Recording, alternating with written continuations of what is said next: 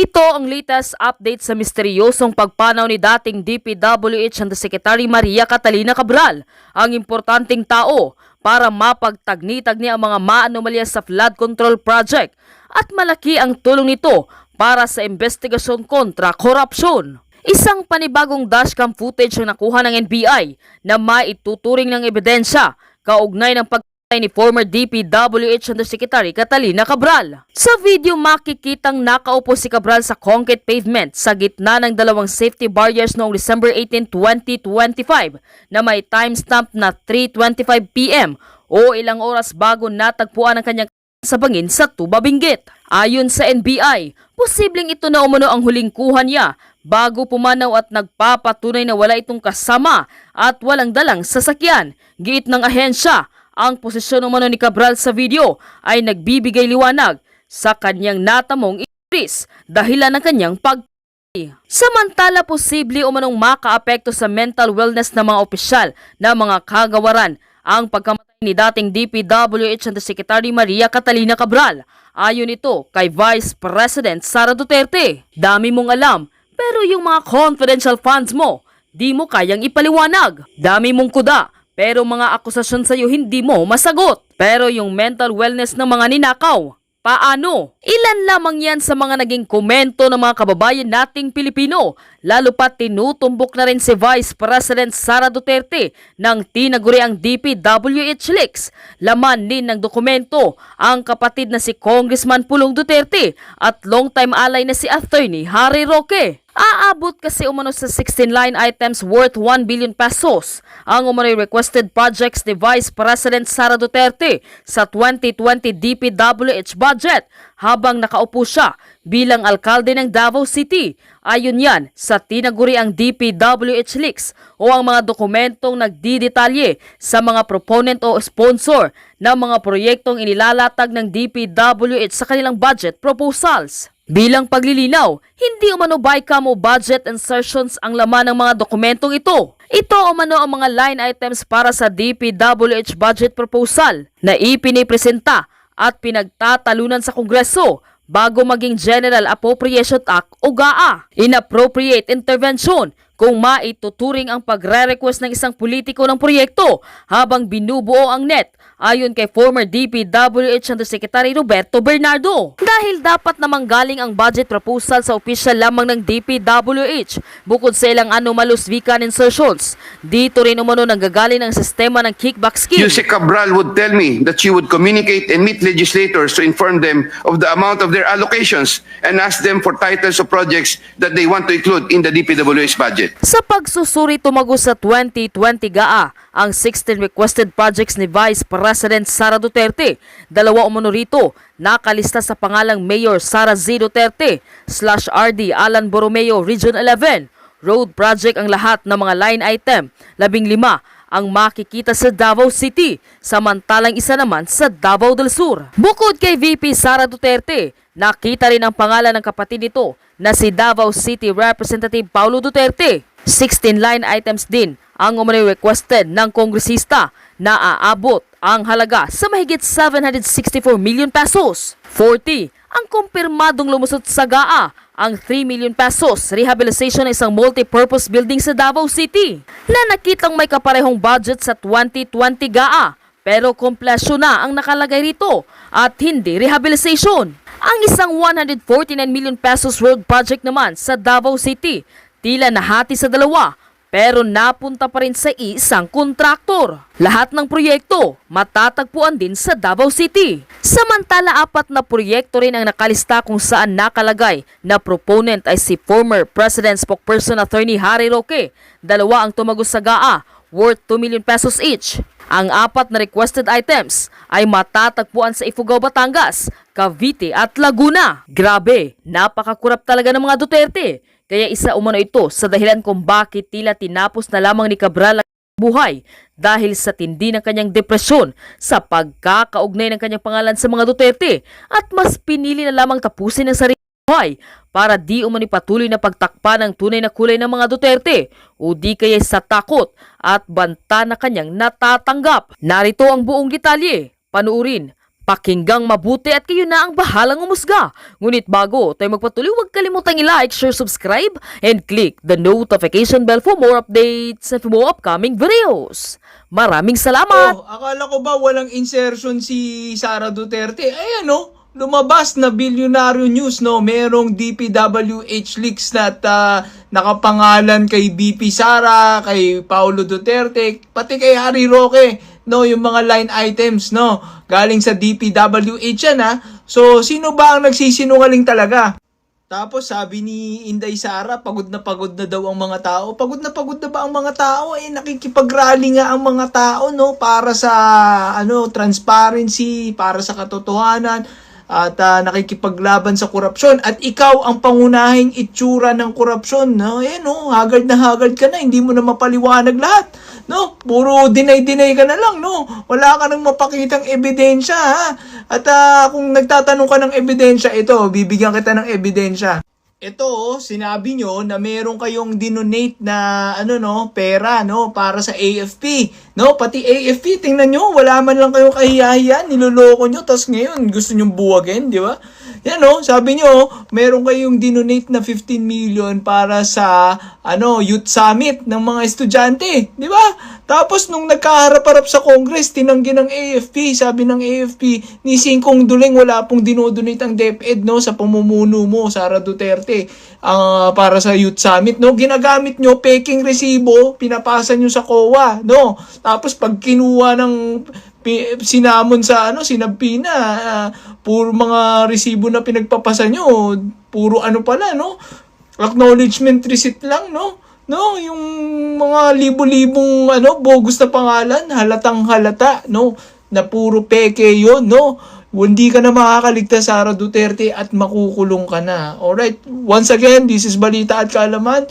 Like, follow, share. Share nyo po ito para mas maraming makaabot ng ganitong kaalaman kasi wala na po sila yung mga DDS, di ba?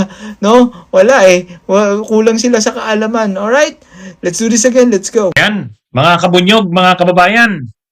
Ito may update tungkol dito sa pagkamatay ni dating DPWH Undersecretary Catalina Cathy Cabral. Mayroong lumabas na naman na dashcam. Ito yung latest, mga kabunyog. Ito yung pinakahuling kuha kay Cabral bago siya di umano nagpakamatay. Dito makikita natin sa kuha na ito ng dashcam, tingnan nyo, yung kasing mga kuha dati, si Cabral nakaupo dun sa ibabaw niyan ng yung concrete barrier na yan. Yung konkretong barrier na yan sa may bangin. Dati nakaupo siya dyan, kung hindi man nakatayo. Yung mga, halimbawa, nung nagsiselfie yung driver, nakita si Cabral, nakatayo, nakaupo dyan sa concrete barrier na yan. Pero ngayon, hindi na. Sa pinakahuling, pinakahuling kuha ng dashcam, tingnan nyo, nakaupo na siya sa baba, sa pagitan ng dalawang concrete barrier, nandun siya sa gitna, nakaupo. Ibig sabihin, handa na siyang tumalon dyan, mga kabunyog, handa na siyang tumalon dyan. Ayan, lakihan natin.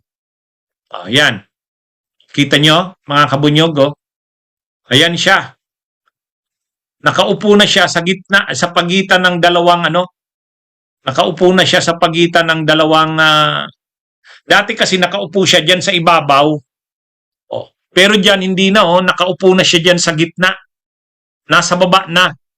Kumbaga handa nang tumalon. Diyan mga kabunyog, makikita diyan handa na siyang tumalon. Kaya ang nakukumpirma dito, mas tumitibay dito yung na talagang nagpakamatay. Kasi yung posisyon niya na yan, ibig sabihin handa na siyang tumalon, mga kabunyog, yan yung ito yung kuha kasi yan sa dashcam. Ayan mga kabunyog, may dumaan na sasakyan na may dashcam, nakunan siya, yan nabibilugan na yan. 3:26 yan ng hapon. Sa dashcam kasi nakaregister doon kung anong oras eh. Ang nakalagay sa dashcam 3:26 ng hapon. So, kung ano natin, babalikan natin yung mga iba pang kuha ng dashcam, ay di ba ang nakalagay doon sa mga naunang mga kuha ng dashcam na pinakita natin, 2:47 ng hapon, umalis sila doon sa hotel nilang tinutuluyan. 2:47 ng hapon. Tapos ang sabi ng driver, nakarating sila doon, dyan sa, ano na yan, dyan sa kung saan nakuha ang bangkay ni Cabral, nakarating sila dyan, 3:00 ng hapon. At sabi daw sa kanya, ng amo niya, si Cabral, iwan na muna siya doon, magre-relax-relax lang. So umalis yung driver, mga 100 meters doon sa may gasolinahan. Pag alis niya doon, wala na, hindi niya na alam kung anong nangyari.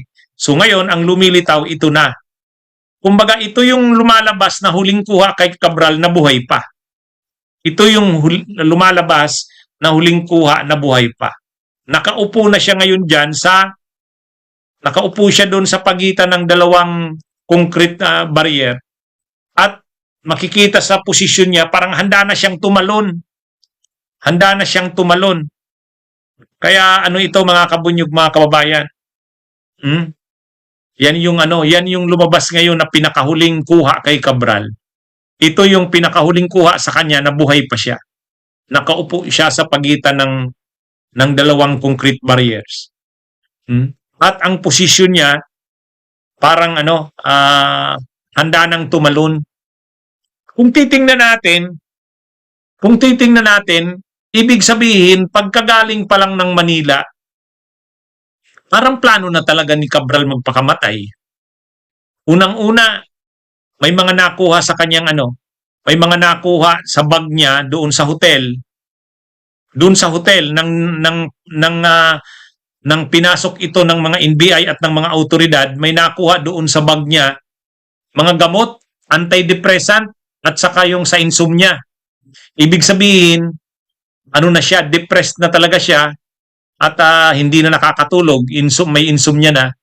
May mga iniinom ng gamot, antidepressant, at ayon sa mga eksperto, ang epekto ng mga may side effects yung mga gamot na yon, nakaka-trigger ng pagpapakamatay, ng pag-suicide. Kaya ito, yung pagpunta ng Baguio, parang planado na eh. Kasi ayon sa driver, dumating sila ng Baguio, Benguet, sa Tuba, dumaan sila dyan, umaga. Pagdaan nila dyan ng umaga, tiningnan yan na ni Cabral eh. Tiningnan na yan, yung lugar na yan, bumaba na. Mga 8:00, 9:00 daw yun, bumaba na dyan. Kaya lang, nung may pulis, pinaalis sila. So umalis muna sila, kumain, pagkatapos nung 1:00, nag-check-in sa hotel.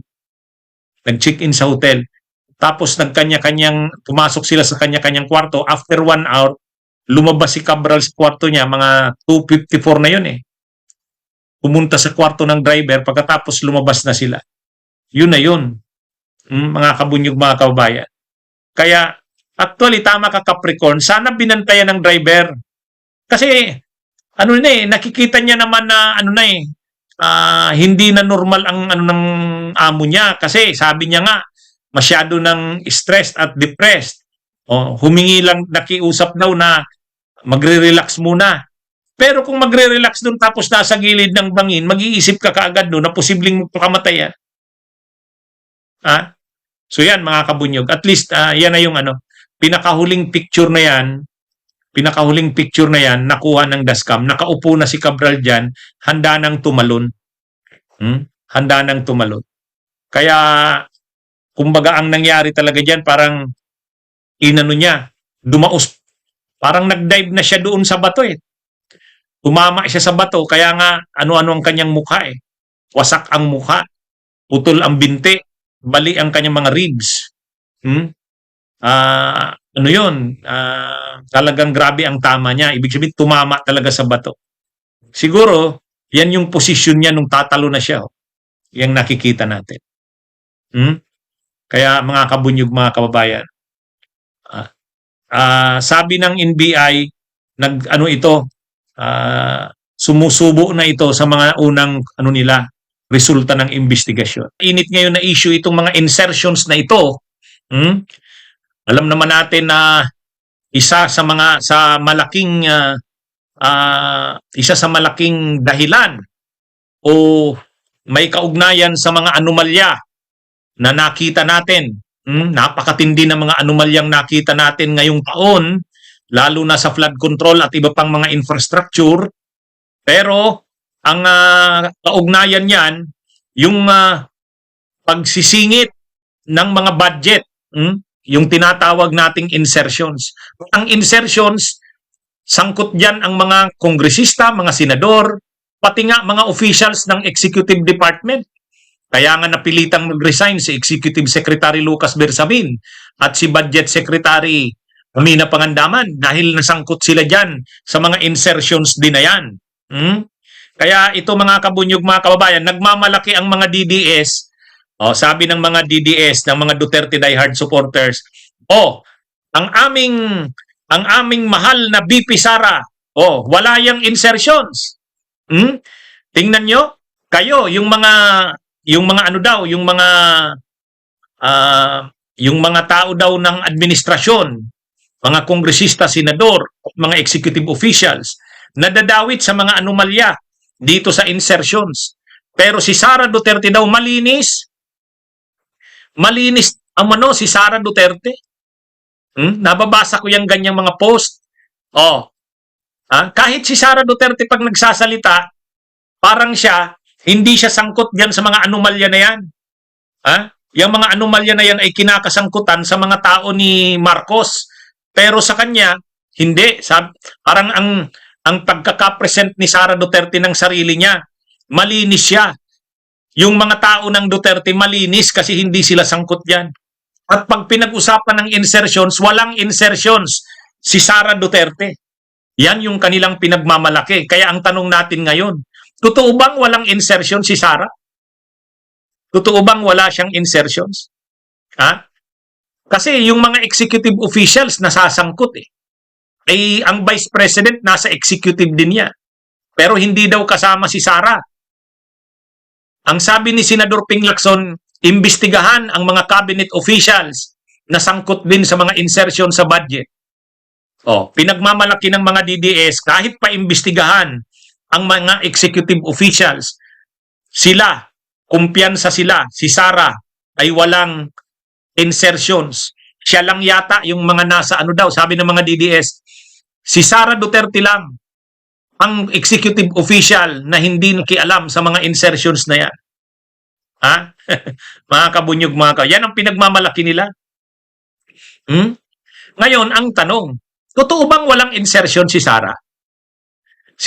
Ang sagot diyan, mga kabunyog, mga kababayan, bakit walang insertion si Sara? Walang insertion si Sara sa 2024 budget at 2025 budget. Okay, wala siyang insertions diyan sa 2024 at 2025 budget. Bakit? Ay wala, hindi na siya kakampi ng administrasyon. Hindi na siya kakampi ng administrasyon. Anong tawag nga natin doon kapag ano ka? Ano yung biro diyan? Kapag malapit ka sa amin sa Bicol kasi kapag malapit ka dun sa nagluluto, mauulingan ka. Mga kabunyog, mga kababayan, kumbaga, kung malapit ka dun sa nagluluto, mauulingan ka. Itong si Sara Duterte, nung maupo sila ni Marcos noong 2022, sila ni PBBM, magsundo pa sila noon. Ngayon, anong nangyari noong 2022? Sige nga, balikan natin. Kasi nagkahiwalay lang ang Duterte at Marcos 2024 2024, yan talaga yung paghihiwalay na nila. Pero nung 2022 at 2023, magkasama pa. Ngayon, mga kabunyog, 2022, wala bang insertion si Sara? 2022? Naupo sila ni PBBM June 30, 2022. Ngayon, sige nga, nung 2022 ba si Sara hindi humingi ng budget? Pag-upo nga nila nung June 30, 2022, nagpaabot ka agad kay PBBM.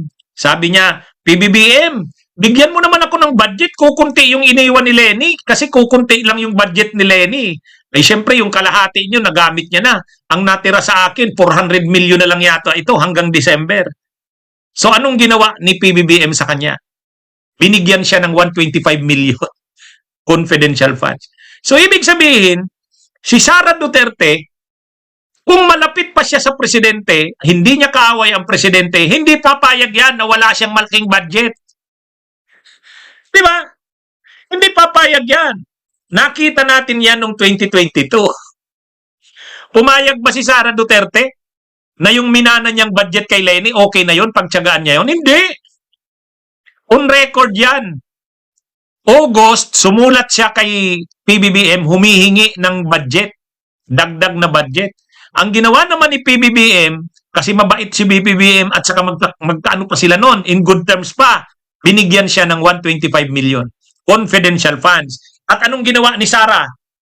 Natanggap ni Sara yun December 13, 2022. Anong ginawa ni Sara nung matanggap niya yung 125 million? On record yan ha, hindi ito chismis.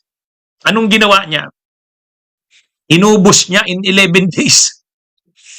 Inubos niya in 11 days.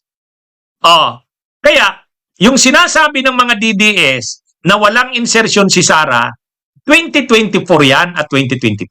Kasi wala na siya sa kapangyarihan. Hindi na siya malapit sa presidente. Hindi na siya malapit sa presidente. Pero yung 2022 at 2023, malapit pa siya niyan sa presidente. Palagi niya pang linalambing ang presidente noon. Dinadaan-daan niya yun sa lambing-lambing. PBBM. Di ba nakikita niyo lagi yan? Naglalambingan pa sila noon nila Romualdez, si Saldico, at saka si PBBM. Hindi niyo ba nakita yon? May video naman yan. Yung parang nagbibiruan pa sila. In good terms pa sila. Si PBBM, si Sara, si Romualdez, at si Saldico. Di ba? Kaya lang noon kasi, nakakaya pa ni Duterte ni Sara yan, dinadaan niya lang sa mga lambing-lambing kasi in close, ano pa sila, or close pa sila noon. Kumbaga magkakasama pa sila noon. Si PBBM, si Romualdez, si Saldico. Hindi niya pa tinatawag noon si Romualdez na tambaluslos. Hindi niya pa noon tinitira si Saldico. Hindi niya pa inaaway si PBBM. 2022 yan at 2023. Okay, 2023. Magkano ang budget ng Office of the Vice President? Sige nga. Sino kayang makakahula dito? Magkano ang budget ng Office of the Vice President noong 2023? In good terms pa sila ni PBBM noon. Okay pa sila ni Romualdez noon. Ilan ang budget ng Office of the Vice President? 2023. Ayon. Kasi hindi na naging maganda ang pagsasama ng presidente at saka ni Sara nung 2024. Pero 2023, ayun, sabi ni Leonora Nograles, 2B. Sino pa kayang may sagot? 2B, Yan. Ano yan? Sino pa kayang may sagot sa mga viewers natin? Sa tingin nyo, ilan? Ilan kaya ang budget? 2.5B, sabi ni Erwin Varela. 2.3B, sabi ni Dan Paulo Resede. Actually, tama yung 2.3.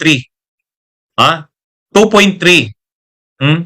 Pero, aside sa budget ng Office of the Vice President na 2.3 billion, mayroong confidential funds ang Office of the Vice President noong 2023. Ilan?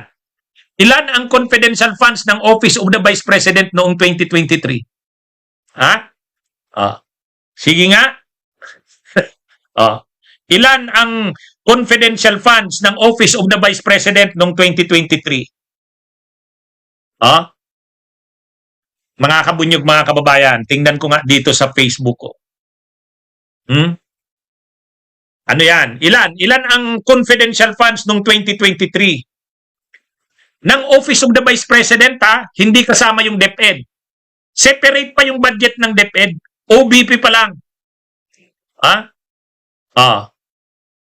O tama si Erwin Varela, 500 million ang confidential funds ng OBP, 150 million doon sa DepEd. Yan yun. Ngayon mga kabunyog, mga kababayan, 150 million, 500 million ang budget ng confidential funds ng ng OBP. Yan yun. Kaya kung titingnan natin, sige nga, sabihin nyo mga DDS, hindi mahilig sa insertion si Sara. Ha? Hindi. Walang insertion si Sara sa 2024 budget at sa 2025 budget dahil hindi na siya malapit sa presidente. Magkaaway na sila. Hindi na rin siya malapit kay Romualdez at kay Saldico. Pero kung sa totoo lang, kung hindi nag-away-away ang mga yan, mga kabunyog, nai-imagine nyo, kung hindi nag-away-away ang mga Duterte at ang Marcos at Romualdez, kung hindi nag-away-away ang Marcos, Duterte, Arroyo, sige nga, imagine niyo ang nangyari sa bansa natin. Ito namang si Virgilio Linugaw, basta daw magastos ng maayos, okay lang, tapos minura tayo. Bakit? Maayos ba ang paggastos ng mga opisyal ng gobyerno? Kabunyog, kawawa naman tong si Virgilio Linugaw. Alam nyo, kaya nagiging ganito ang bansa natin. Basta daw maayos naman ang paggastos. Bakit? Maayos ba yung naging paggastos? Maayos ba ang nagiging paggastos ng pera ng bayan natin? Ay, mga kabunyog, mga kababayan. Ewan ko dito sa mga kababayan nating tulad ni Virgilio Linugaw. Linugaw nga ito. Anyway, mga kabunyog. So nakita nyo, yung sinasabi ng mga DDS na si Sara Duterte ay hindi mahilig sa insertions, walang insertions, 2024 yan at 2025 kasi wala na siya hindi na siya makapangyarihan sa Malacanang. Hindi na siya malapit kay PBBM. Hindi niya na nadadaan sa mga lambing-lambing. Di ba? Imagine niyo kaya kung malapit sila Duterte at Marcos. Lahat sila happy. Si PBBM, kung hindi niya kaaway ang Duterte, pagbibigyan niya yan si Sara. Kahit pa magkanong hingi ni Sara, ibibigay yan ni PBBM. Sa tingin niyo, hindi ibibigay ni PBBM yan? Kung nung 2003 ay 2023 ang budget ng OBP 2.3 billion, baka nung 2024 kung hindi sila magkaaway, baka 3 billion na yan. Baka ngayong nung 2025, baka 3.5 billion or 4 billion na yan. Di ba? Tama si si Raymond Aguirre, kung di sila nag-away-away, si Mot ang kaba ng bayan. Sa totoo lang mga kabunyog, mga kababayan. Kaya yung mga DDS na nagsasabing walang insertion si Sara, walang insertions nung 2024 at 2025. Kasi ang budget niya limited na lang. Kasi kaaway na siya ng Marcos at ng Romualdez. Pero nung kaaway na siya ng Marcos at Romualdez, wala na, hindi na nakaka-request si Sara ng malaking budget. Hindi niya na nadadaan sa mga lambing-lambing. Di ba? Di ba mga kabunyog, mga kabayan? Sa totoo lang, maging totoo, real talk lang tayo. Sa totoo lang, ang Diyos ay gumagawa rin talaga ng paraan. Imagine niyo kung hindi nag-away si Marcos at si Duterte. Pag humingi yan si Sara ng budget na 3 billion, 4 billion, bibigay yan ni PBBM. Ibibigay yan. Hindi naman yan mahihindian ni PBBM. Di ba? Hindi yan mahihindian. Nung maupo nga sila nung 2022, kaagad-agad si Sara humingi ng budget kay PBBM. Binigyan ni PBBM 125 million. Inubos naman ni Sara ng 11 days. Nung 2023, hindi sila magkaaway, binigyan ng 2.3 billion si Sara, budget ng OBP. At binigyan pa ng 500 million confidential funds, OBP. 150 million confidential funds, DepEd. Ganun. Kaya, ano ito mga kabunyog, mga kababayan? Sa totoo lang, ang ginagawa lang, nakita niyo yung picture ni Sara sa ni Romualdez, lalakad sila, kinakabitan ni Sara si Romualdez, nagbibiruan sila, nagbibiruan. Yun, yung panahon na hindi pa sila magkakaaway. Di ba? Sabi ni Sakura, simot ang pera ng Pilipinas. Kaya, itong pinagmamalaki ng mga DDS na wala daw insertion si Sara, wala, kasi wala na siya, hindi na siya outside di Colombo na siya eh. Outside di Colombo na siya. Pero sa totoo lang, kung hindi nag-away ang Marcos at Duterte, ay, papayag ba si Sara na kunti ang ibigay sa kanya? Hindi yan. At saka si Gloria Arroyo, ayan, lahat yan, happy yan lahat. Happy lahat yan. Kung hindi sila magkakaaway, kung hindi nag-away-awayan, hindi naman natin ito malalaman, itong mga nangyayaring ito. Di ba? Itong mga nangyayaring ito, hindi natin ito malalaman. Kaya God works in mysterious ways. At least nalaman natin ganito kalala ang nangyayari sa bansa natin. Kasi, kung hindi yan magkakaaway, magtatakipan yan. Si PBBM, napakabait niyan. Kakampi niya si Sara, kakampi niya, hindi niya yan, bibigay niya kung anong gusto niya. Ibibigay yan Si Saldico, pinagkatiwalaan nila PBBM. Hindi pa alam nila PBBM, ganun katindi yung mga diskarte nila Saldico. Yung mga diskarte nila Cabral, hindi alam nila yan. Nung nalaman na nila, anong sabi ni PBBM, mahiya naman kayo. Diba? Kaya, actually, sa isang banda rin, maganda rin na nag-aaway-away sila. Kasi yung pag-aaway-away nila, hindi sila nagkakaisa para ubusin, simutin ang pera ng bayan. Kung nagkakaisa yung mga yan, ay, ubus, simut ang pera ng bayan. Mga kabunyog, mga kababayan. Ngayon, nai-expose na gaano kalala ang korupsyon sa bansa natin. Ang problema lang kay PBBM, hindi pa rin sinasagad. May mga pinoprotektahan pa rin. Diyan kaya bumababa yung survey rating niya eh. May mga pa rin, iniiwasan pa rin ni PBBM na tamaan yung mga aliado niya. Yan yung medyo problema diyan. Mga kabunyog, mga kababayan. Ano ito? Pero kung ang mga Duterte ay hindi nakaaway ng Marcos, hindi papayag ang Duterte na ganyan lang ang budget ni Sara. Ngayon, ang budget ni Sara sa 2026, 800 million yata ang sa OBP. Papayag ba si Sara sa 800 million kung magkakakampi pa sila? In good terms pa sila? Hindi. Di ba? Mga kabunyog, mga kababayan. Sa totoo lang, kaya itong mga sinasabi nila Anthony Laurio, ang sinasabi nila Anthony Laurio na si Sara Duterte ay walang insertion. Wala, kasi wala na siya sa outside na Colombo na siya. Pero nung panahong nandun pa siya, close pa siya sa administrasyon. Ang dami niyang nilambing sa presidente. Pag upo pa lang nila, humingi ka agad ng confidential funds. Nung 2023, binigyan ng 2.3 billion. Ganyan kasiba si Sara Duterte. Kaya lang nung sumunod na mga taon, di ba, mga kabunyog, mga kababayan? Sa totoo lang, hindi maganda na nag-aaway-away ang mga politiko. Di ba? Sabi natin, ano ba naman kayong mga politiko? Hindi pa kayo magkasundo. Sa isang banda rin, may maganda rin yan na dinadala. Kung nagkakasundo ang mga politiko, kanya-kanya silang kipan. Kung magkakasundo ang mga politiko, wala tayong malalaman. Kung nagkakasundo ang mga politiko, wala tayong malalaman. Kaya sa isang banda rin, maganda rin yan na hindi sila nagkakaisa kasi hindi nasisimot ang pera ng bayan kahit papano. Di ba? Di ba? Mga kabunyog, mga kababayan? Ito yung totoong nangyayari sa bayan natin. Kaya nakakalungkot. Kaya,